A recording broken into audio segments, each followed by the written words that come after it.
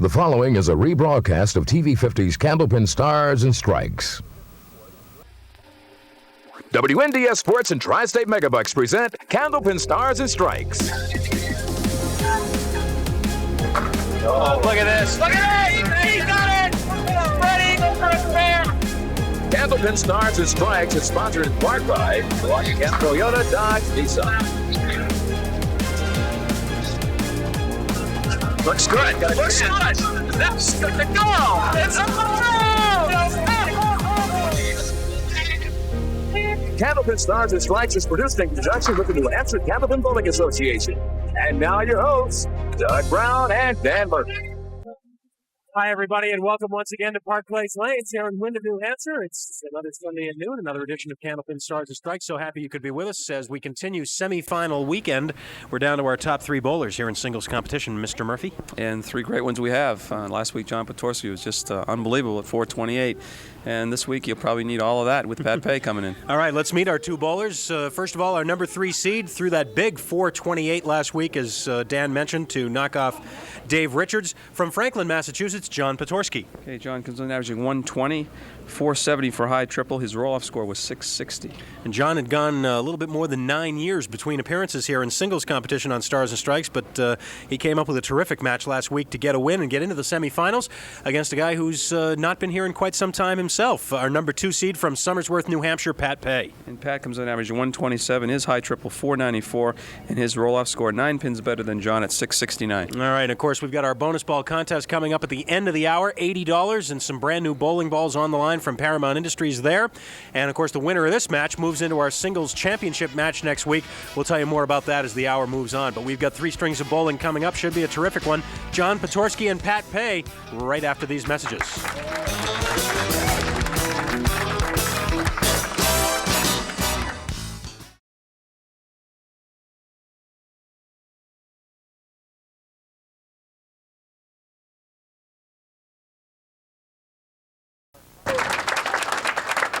As I mentioned, we are left with our top 3 seeds in this singles competition on Candlepin Stars and Strikes, down to our semifinal match between our number 3 seed, John Potorski, and our number 2 seed, Pat Pay. The winner of this one moves on to the championship match next week against our number 1 seed, Bob Kelly. John Potorski on fire last week. 18 spares.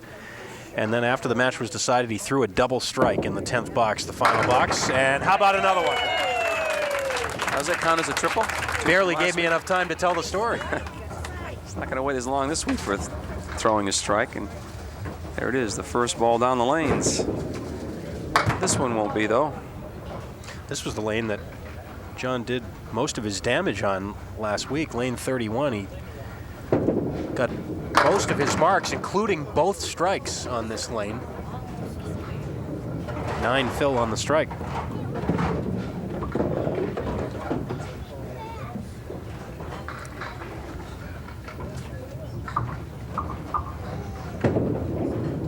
And a 10. 29 for John in the opening pair. And our old friend Pat Pay.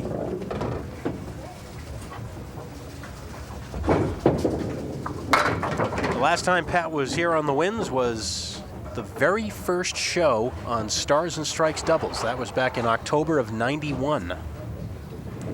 Double piece of wood in front of the 10. Also the 7 pin. He's going to snap the wood. Could make this shot. Yes, sir. Yes. Oh, great shot.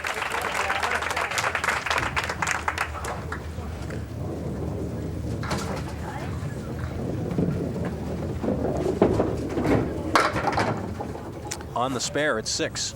Flush on the head pin. 6, 7, 8, and 10. 2 pieces of wood in front of the 6-10. He'll use those. Let's see. Oh, no.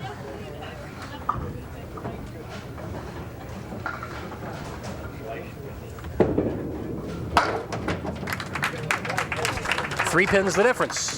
John Potorski in the lead.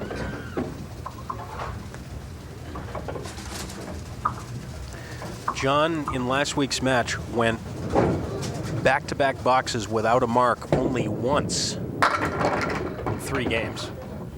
That's what happens when you get 20 marks. That's right. And he's looking at the 5-9, trying to make it 2 out of 3 boxes with marks. Start off with that strike, of course. Yes. So to start this match, John Potorski 2 for 2 over on lane 32.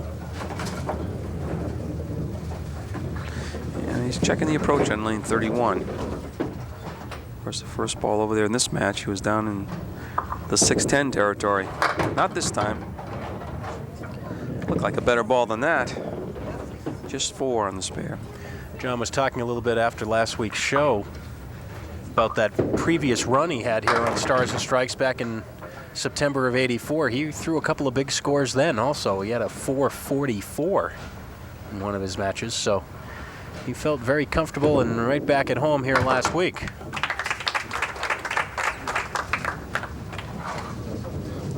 .52 through 4. The last time Pat Pay was here in singles competition was a memorable one for Pat, as that was in the 1991 Tournament of Champions. He came in as the number 4 seed and zipped off 4 wins to win the event. He beat, in order, Tim Lipke, Paul Berger, Gary Carrington, and Joe Ashline. That's a pretty good lineup. No wonder he won 4 in a row. Well, that was almost 3 years ago, and Pat hasn't been here in singles competition yet since then. I spoke to him about it before we went on the air, and he said, well, last year, he went through, I think, what a lot of Candlepin bowlers go through, Dan. As he continues to get a break on that first ball, leaving the 7. He said he just got into a slump. He wasn't bowling well. He started to outthink everything and think too much and analyze, and he finally just decided to get away from bowling for a while. And that's part of the reason why he hasn't been here in a while, but he says he's been bowling much better this year.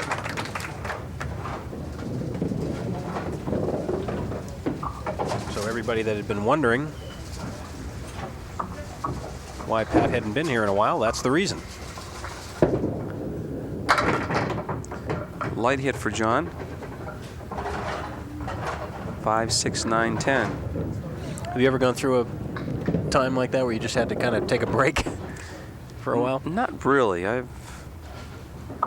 Of course, it's different for me being in the business. I'm around it anyway. So that's true. I do like to take a vacation now and then. I guess that classifies getting away.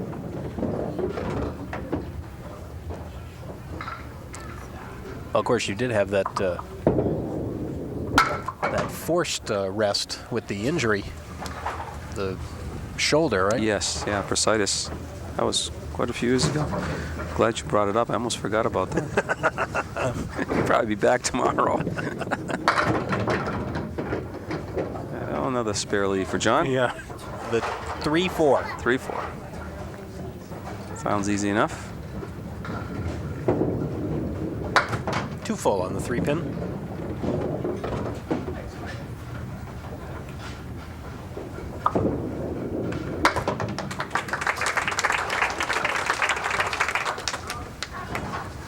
.70 through 6. Now Pat Pay will fill the spare. He's already posted in the 4th frame. With 4, leaving him 2 pins down.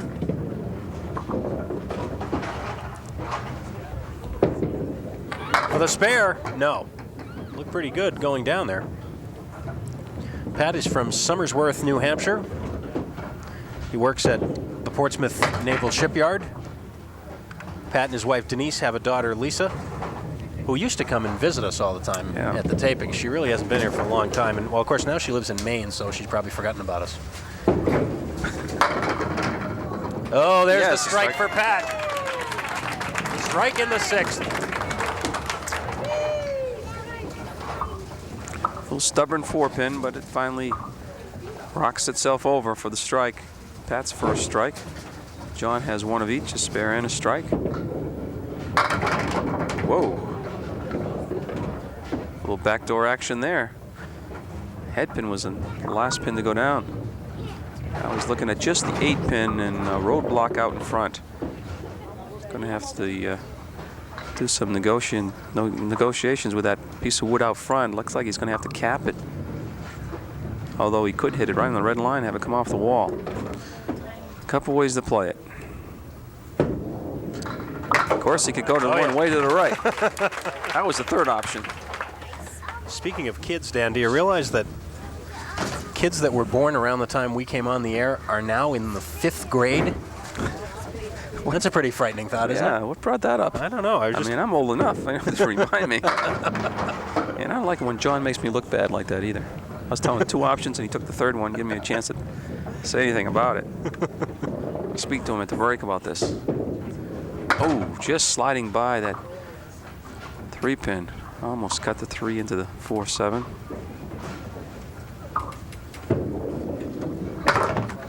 Eight box for John. John, with that win last week, is now 3-3 in his appearances here on Stars and Strikes, but this man has a rather remarkable record here on the wins. This is Pat Pay's 32nd appearance overall with us, and he is 22-9 to this point. And when he made his first appearance, Eisenhower was president. Oh, stop. And those 5th graders are now almost. Just 9 missed on the spare.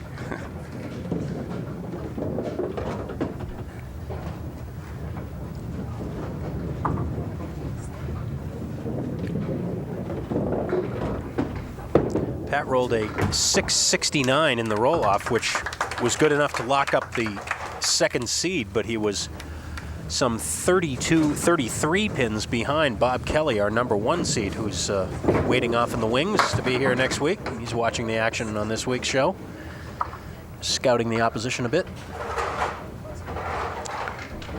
Pat off target there. Now he's back on the head pin, but too full.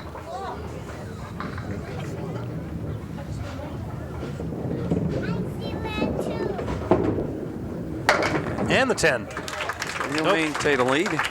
Just of a mere 3 pins, though.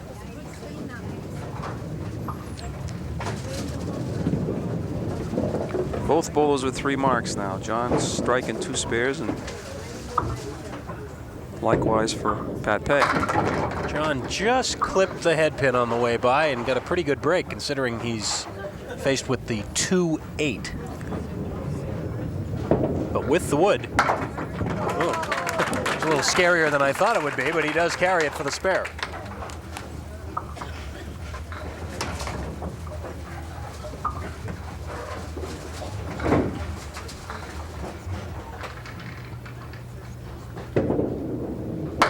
Back on the head pin again. Has John missed the head pin more than maybe twice in the 2 weeks? I'll tell you, no, we talked about that last week after the show.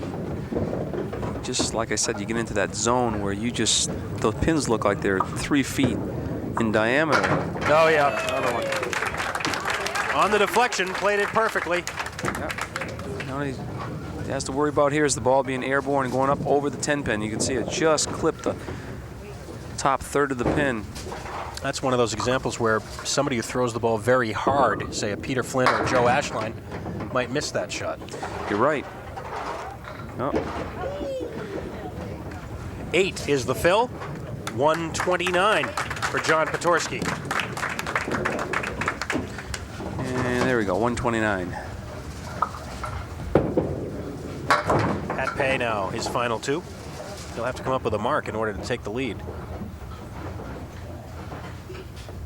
Actually 2. Yes, that's right. Boy, that would have been a terrific shot.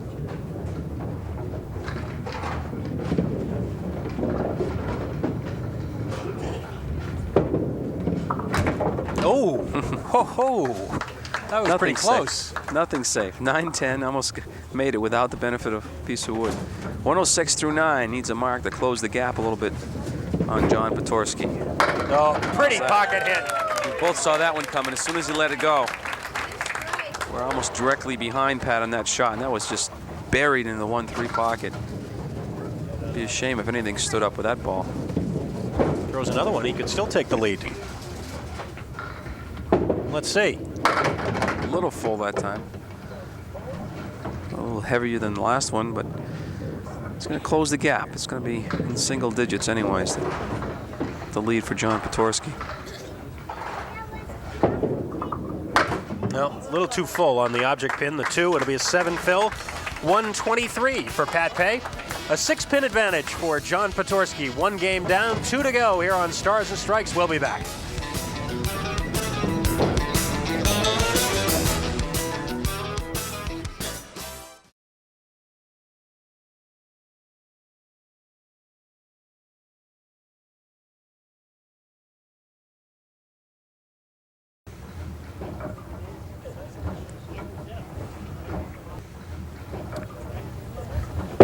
Pat Pay on the head pin, a little bit too much of it to start game 2.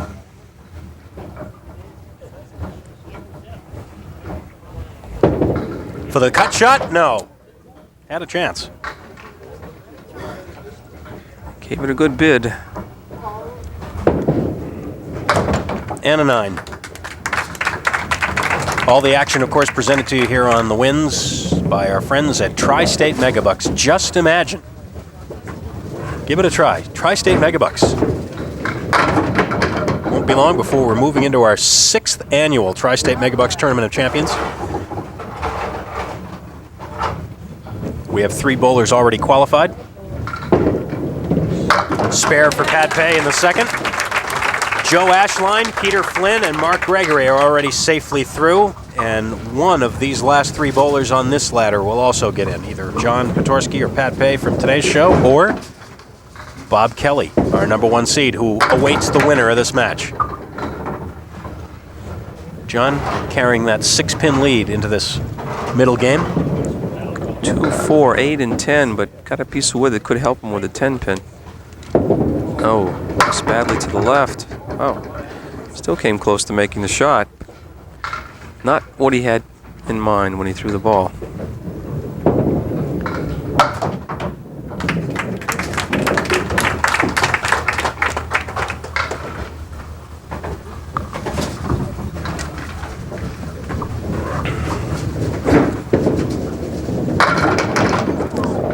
What's new? John back on the head pin.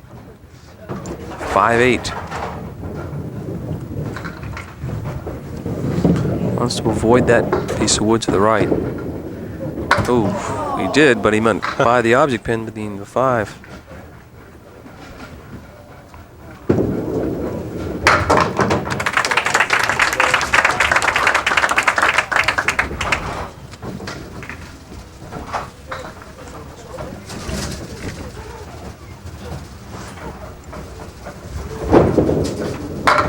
Pat Pay on a spare. Fills it with 6. 4, 5, 7, 9. Talking about Bob Kelly down, our number 1 seed coming in next week. Bob is already qualified for the doubles tournament of champions. Qualified back on Thanksgiving weekend with his partner Larry Valcourt.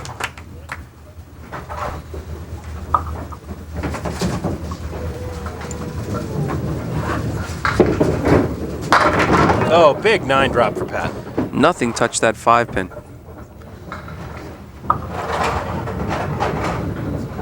Talk about guys who have the capability to get in grooves. Pat Pay is among the best around when he gets it started. We've seen him have a lot of big scores here. He's got 6 marks already.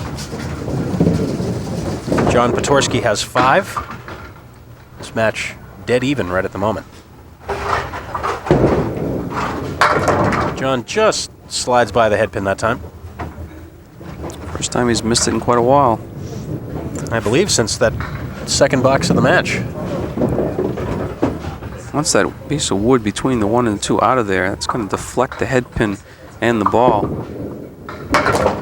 Nope. Let's see, right around the 2-pin.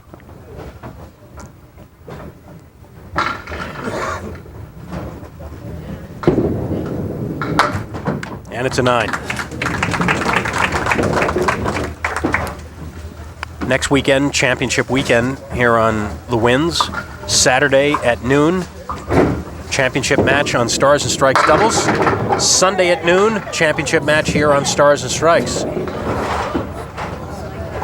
2 weeks from today, we begin our annual mixed doubles event here on Stars and Strikes. Spare for John Potorski in the 4th, and we will take a break. Both bowlers with spares up as we go to a break. The lead in the match, just 1 for John Potorski. We'll be back.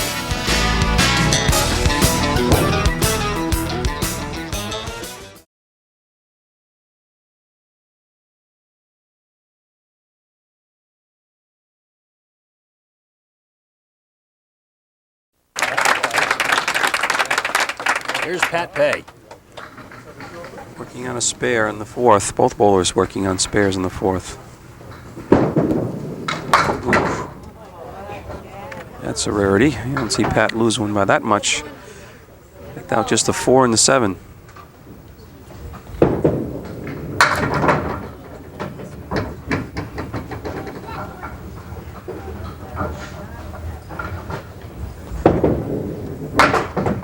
Pat has had some tough times on lane 32, Dan. He's got 6 marks, and 5 of them are over here on lane 31. He hasn't quite figured out lane 32 yet, but boy, he's got this lane that. figured out. Move The that 9-pin stayed up. Not quite sure how. He jumped over a little bit. Looks like you may have to stay to the left of the red line. Yes, Just enough. Just enough is right. Almost twirled right around that 9-pin. Now John will try to increase his lead. Actually, he's down by 1, pending this ball. Not anymore. 7 drop, but no wood, and not much of a shot either. The 5, 7, and 9. It'll look great if it goes. Ooh. Nope. Didn't miss it by much, though. Just sliding by the 5-pin. So the 5-pin is not parallel with that 7 or 10. It's out in front of them. So it can be made. Instead, it's a 9 box, and John's lead in the match is 7. Halfway through.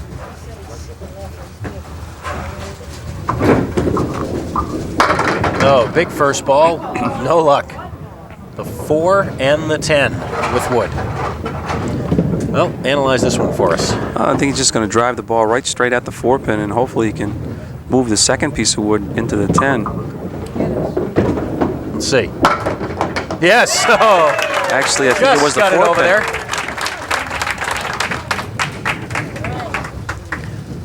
Actually, I think it was the 4-pin itself. Just able to jump it over there. Pat Pay now on a spare, and it's a strike for the fill. Well, maybe that'll help him start figuring out lane 32.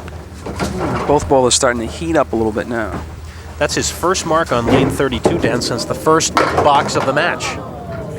But he punches through the center. Fortunately, it's on a strike. He'll have a chance to bail out of this a little. Oh, great effort. 8 fill on the strike, coming back from that.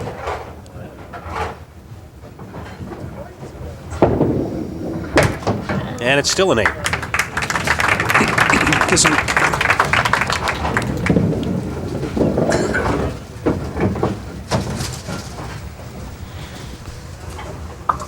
John Potorski now on his spare. Off target. Pulled his badly to the left that time too, but not a bad break. 189.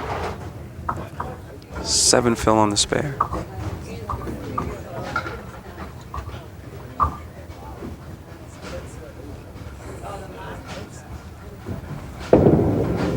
Ooh, missing it again. Missed the head pin twice.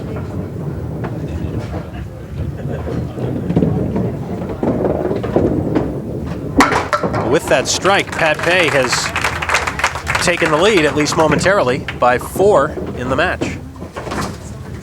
Good one going.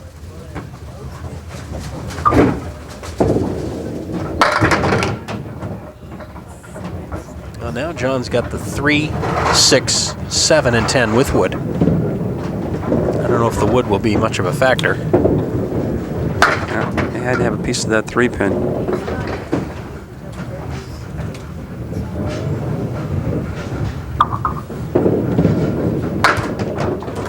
90 through 8. And the lead is just 3 pins now for Pat Pay. Final 2 frames, string number 2.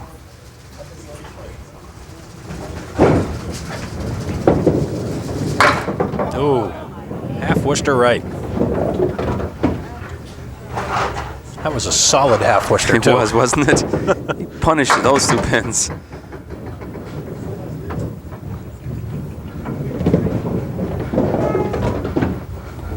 Trying to bail out. And Pat gets 8.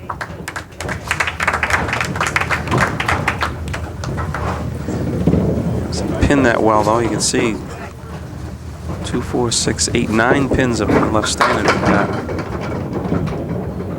Pat slips by the head pin, but he'll shoot at the 1 and the 10. With no wood? No.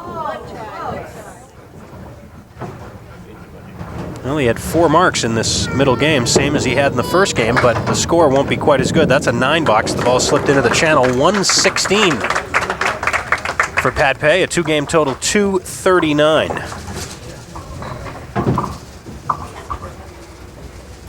So a chance for John Potorski to retake the lead with just 1 mark in these final 2. John really turned that ball over. That ball broke sharp at the end. Ball has been breaking that much for him. That time it did.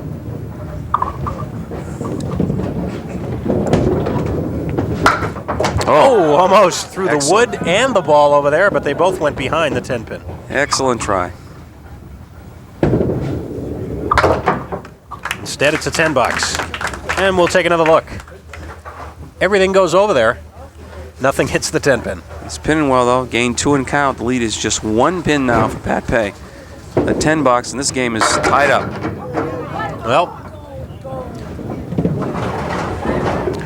John says nothing with that. He says, I want another mark and give myself a few pin lead going into that third and final game. he's got it. Spare in the 10th, so whatever John is able to put on this fill will be his lead going into the last game. 110 plus a ball. He unloads, and it's through the middle for just 3. A 113, 242 for John Potorski, and the difference is 3. This has been a tight match all the way through. We've got 1 game to go to see who goes to the finals next week. Don't go away. We'll be right back.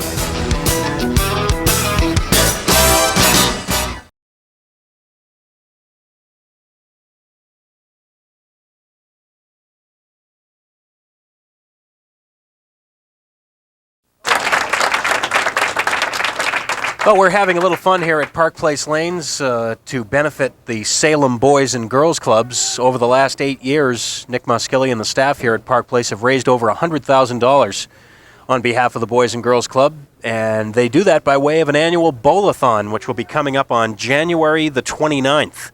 And Dan Murphy and I are going to be participating in the bowl-a-thon by rolling 3 games, total pinfall, and we'll have a little fun and see if Dan feels the pressure at all. And by way of that, we're trying to raise some money also for the Salem Boys and Girls Club, which, as you know, is a very, very good cause. So we're inviting you to support our bowling, either with a flat pledge amount. You can make your check out to Bowl-a-thon and just send it into Park Place Lanes, Route 28, Windham, New Hampshire, 03087. Be sure and indicate, even though if you pledge a flat amount, be sure and indicate Doug or Dan somewhere in your note so that we'll know who you're supporting, because Dan and I are having a little friendly wager as to who can raise the most money. If you'd like also, you can pledge an amount per pin for one of us. Of course, the pressure will really be on Dan because, of course, being a professional bowler and everything, he really will be expected to turn in a huge score. So keep that in mind as you're making your pledge. And be sure and send in your note telling us about what you'd like to pledge, or with your check, send it on into Bowl-a-thon, either Dan or Doug, Park Place Lanes, Route 28, Windham, New Hampshire, 03087. Be sure and include your full name and address so that we can get back to you with all the details. In fact, everybody that sends in a pledge amount will get a chance to receive a copy of the score sheet so that they'll know exactly what their damage total will be. We don't really know when Dan and I are going to bowl yet. It'll be sometime in the next couple of weeks, but I think we are going to have at least a few witnesses there, because there is always the chance that I could win, and we got to have some witnesses on hand. Just listen for the thunder, that's all. Now, may I interject that was pathetic. Simply pathetic. That was a swan song if I ever heard it. God. Obviously, this psychological warfare is affecting you already. John Potorski with a 3-pin lead going into Game 3.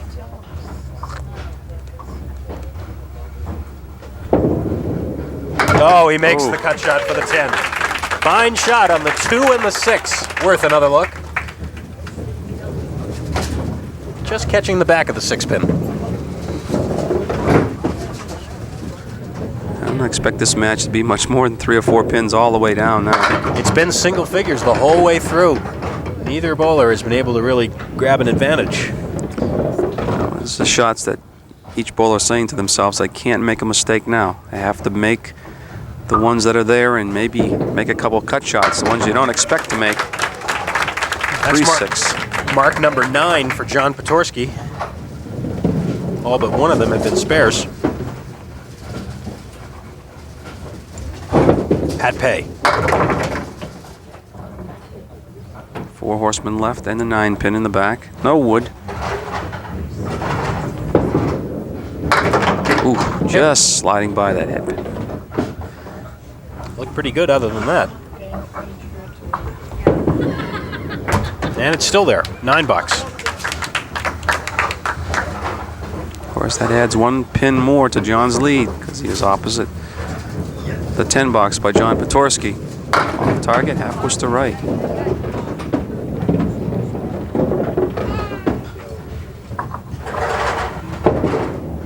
Playing it inside and almost converting.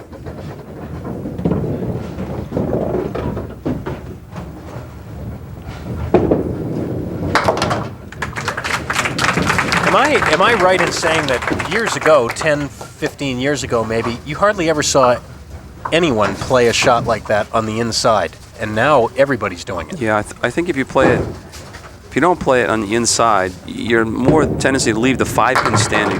For some reason, the ball's going away. Where if you play the head pin does much more damage flying around. I think that's the thinking behind it all. But it's interesting how that whole strategy has changed over the years. You didn't see that many people trying that years ago. Not quite for John. After the 6 fill on the spare, increasing his lead to 10. And refuses to leave anything standing. 10 box, spare 6-10.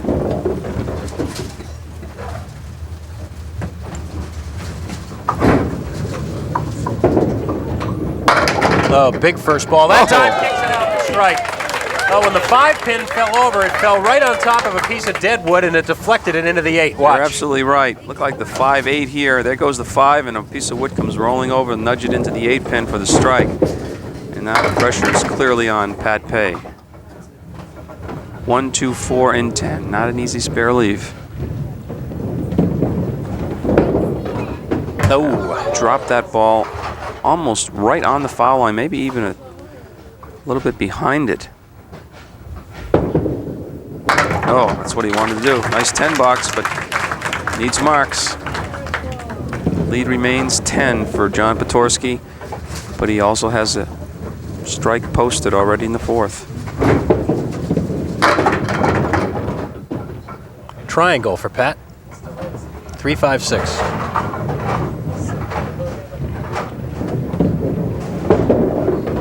That's a big spare right there. We'll take a break with 6 boxes to go. Each bowler with a mark up in the 4th. John Potorski's lead is 10. We'll be back for the rest of this semifinal match after these words.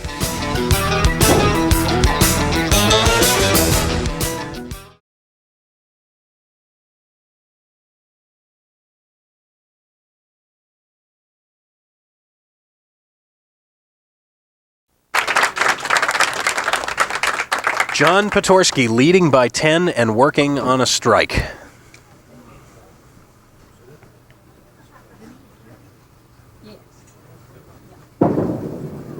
Looking for a double. Oh. That ball broke into the 1-2 pocket, but nice and tight, and looked like the 5-10 at first. 5 went down, but that close to a double strike. Now, I think the wood is deep enough so he could actually use it if he's to the right of the red line. Yes, sir. Spare on strike.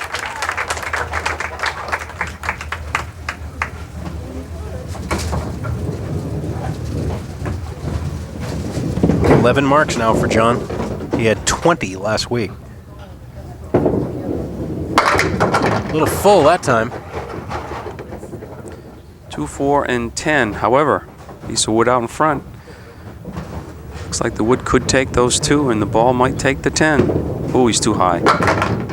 Just a little bit too high. With his reaction, I guess he was playing it that way. I would have tried to carry the ball off that wood, but by his reaction, he was playing the cap.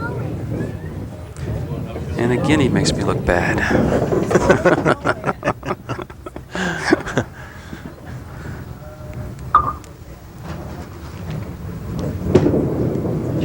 And the 10. So at least a bit of an opening for Pat Pay as he steps up working on a spare. He's opposite a spare, but then the open box after that.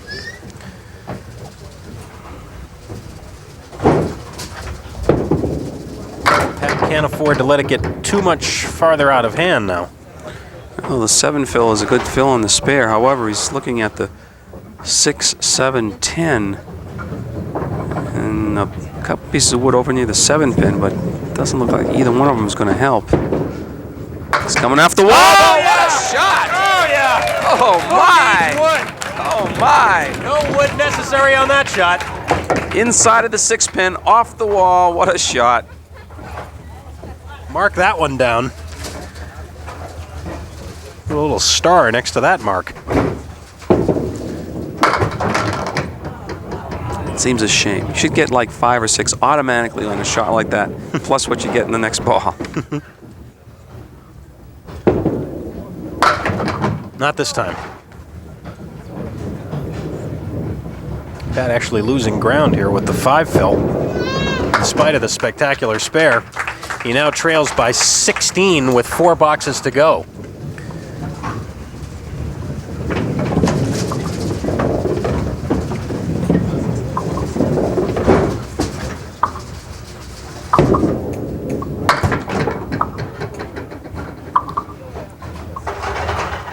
John Potorski looking for his 2nd straight win. For the spare? No, on the 7. Looking for his 2nd straight win and a chance, or at least put himself in a position to possibly become the next Tournament of Champion qualifier. However, standing in his way, or in the way of one of these bowlers, is Bob Kelly.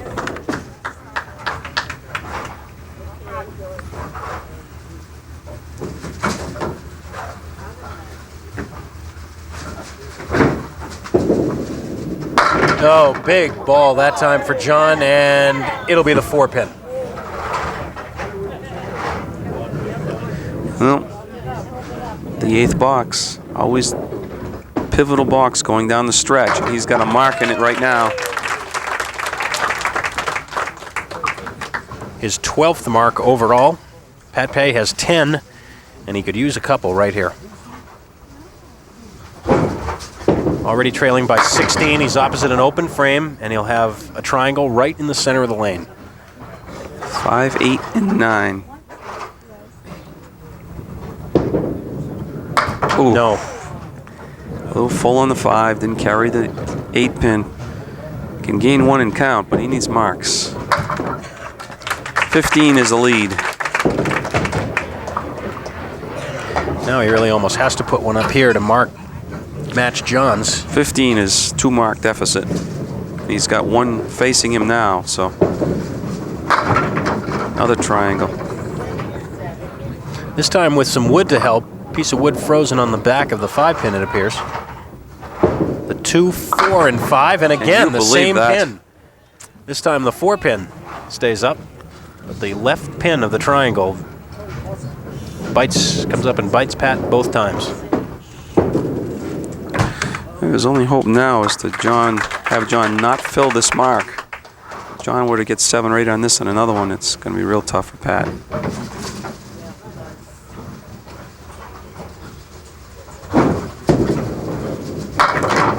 John off target, but he does get 7. Pushes the lead up to 23. Double strike territory for Pat Pay. Nope.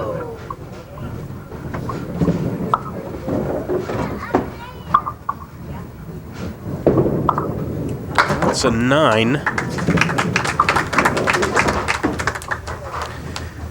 So if John gets at least an 8 in this box, he will force Pat to double strike, and there's 7 already.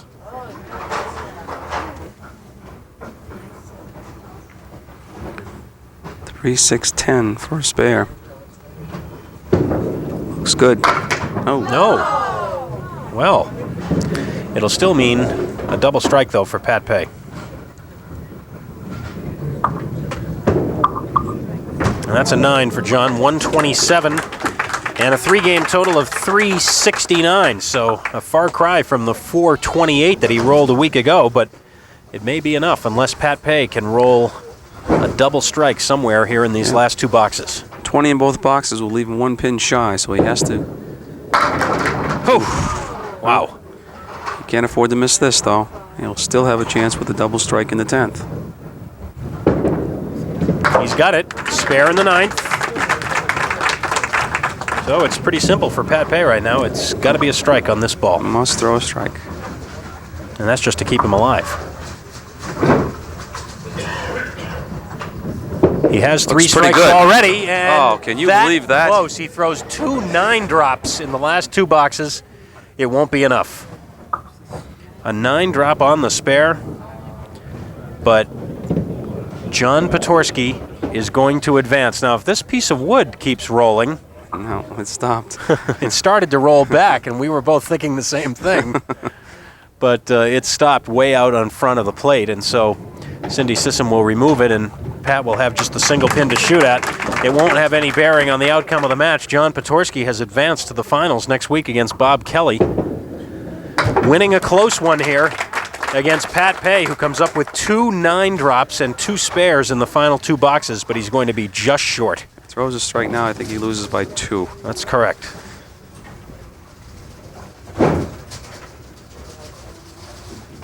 Which would just add to the agony, I suppose. It's a 5-drop for Pat, a 123, a 3-game total of 362. John Potorski wins by 7 over Pat Pay. Pretty indicative of the way the match went throughout. John was able to put a couple of marks together and build that lead a bit, holding on to win it by 7. We'll be back to talk to the bowlers and set you up for championship week next.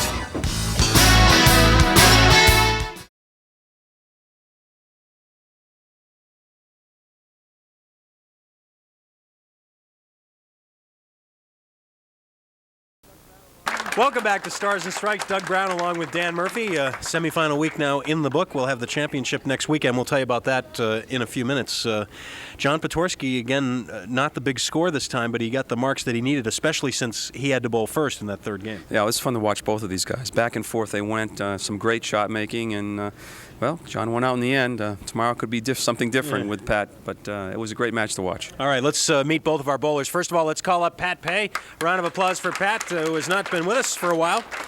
$250 is the prize for you, sir. Step right around here so we can get you on camera. It's been a little while. It's good to see you again. Well, it's going to be a long while if I keep bowling like that. No, you can't expect to win when you throw 2s and 5s on spaces. You know.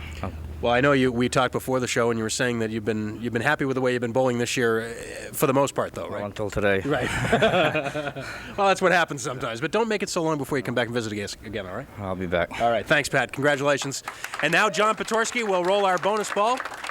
Lane 31 is the place, and we're going to try for a match here. We've got $80 in the jackpot, as it will be John Potorski trying to match for one of you lucky viewers at home. We have 2 brand new sets of bowling balls as well from Paramount Industries, and it's a big strike. It's going to have to be the full board here on this one, Dan. It's going to have to be the full board on this card. Not a match. The card from Concord, we'll straighten out the name later, but the postcard comes to us from Concord, New Hampshire, and a very nice cruise ship postcard, I might add. But the guess was 9, and so the jackpot will go up to $90 next week. Step right in here, sir. Congratulations. Don't be shy. I know the score wasn't quite as good this time, but it is a W. That's exactly right. It is a W. You know, I lucked out, really.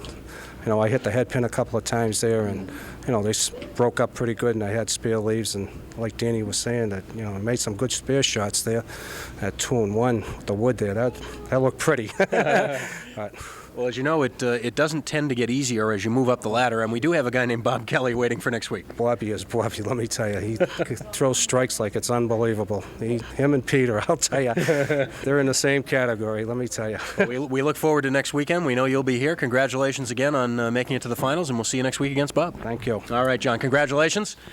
After his second straight win, this time with a 369, and getting the win by 7 pins over Pat Pay to move into the finals, and that means going into next week's championship week, we look for Bob Kelly to come in. He is already qualified for the doubles tournament of champions, and now he's got a chance to make it a double by getting into this one as well. Yeah, that should be interesting. You're not going to have one of those guys like double for you when we do this bowl-a-thon, are you? I may have like a mask. We're going to have a judge. I'm gonna wear a mask or something to make you think it's somebody else. Let's talk about this a little bit. In fact, since Dan brought it up, our bowl-a-thon for the Salem Boys and Girls Clubs. We'd love you to participate. It's a fun event to raise money for a great cause here at Park Place Lanes. The bowl-a-thon itself will be on Saturday, January 29th, and of course, you're more than welcome to come down here to Park Place Lanes and take part live in the proceedings. But if not, and if you'd like to make a donation, we would love to hear from you here at Park Place Lanes. And the way you can do that is by just sending a check in, mailing it into Bowl-a-thon, and you can make your check out to Bowl-a-thon as well. Send it to Park Place Lanes, Route 28, Windham, New Hampshire, 03087. But when you send your check in, please be sure and indicate somewhere on your note or on the check Doug or Dan, because we're trying to see who of the two of us will raise more money for the Boys and Girls Clubs. Now, if you don't want to send in a flat amount, if you'd like to make it a little more interesting for you and for us, you can pledge a certain amount per pin. For instance, you can pledge a penny, a nickel, a dime, whatever you can afford per pin. We're going to be rolling 3 games, Dan and I, against each other at a secret location sometime between now and when the bowl-a-thon occurs. But as I said, we do have to have witnesses, because in the event that I do win, I mean, can you imagine that if I were to like bowl you somewhere and beat you and there was no one there to see it? Can you imagine the tough time I'd have selling that to somebody? Am I bowling with a blindfold or something? That's not going to happen. That's just not going to happen. You're polished with a microphone, but I get more polished out here in the lanes. Well, of course, we're doing it for a great cause. The Salem Boys and Girls Club. That's the important thing. I get people out here rooting for me already. They're warming up for this. I can tell. Championship week next Saturday and Sunday here on the Winds. First of all, on Stars and Strikes doubles Saturday at noon. Sunday at noon back here on singles. It'll be John Potorski and Bob Kelly. We look forward to seeing you then. Until then, for Dan Murphy and the whole crew, I'm Doug Brown. Have a good week, everybody.